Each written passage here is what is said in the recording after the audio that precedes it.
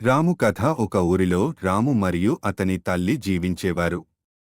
రాము చిన్న వయసులోనే అతని తండ్రి మరణించాడు. రాముని తల్లి అతన్ని చాలా శ్రద్ధగా చూసుకుంది. రాము మంచి వ్యక్తిగా ఎదిగాడు. అయితే అతని తల్లి ఆరోగ్యం బాగోలేకపోవడంతో చికిత్సకు డబ్బు అవసరమయ్యింది. కాని వారు చాలా పేదవారు. రాము దీనితో చాలా బాధపడ్డాడు.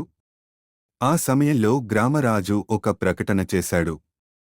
రాజకుమార్తె ఆరోగ్యం బాగోలేకపోవడం వల్ల ఒక అరుదైన మూలిక కావాలి.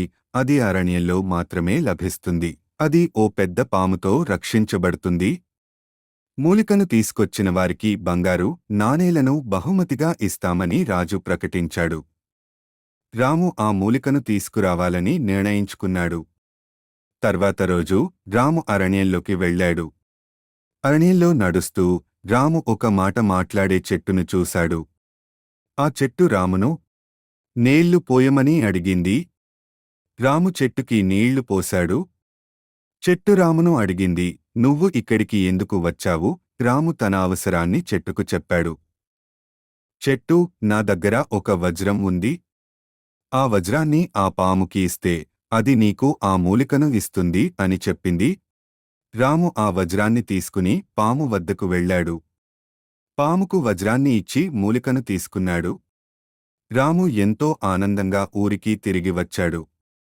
రాజు చెప్పినట్టుగా రాముకు బంగారు నాణేలను ఇచ్చాడు.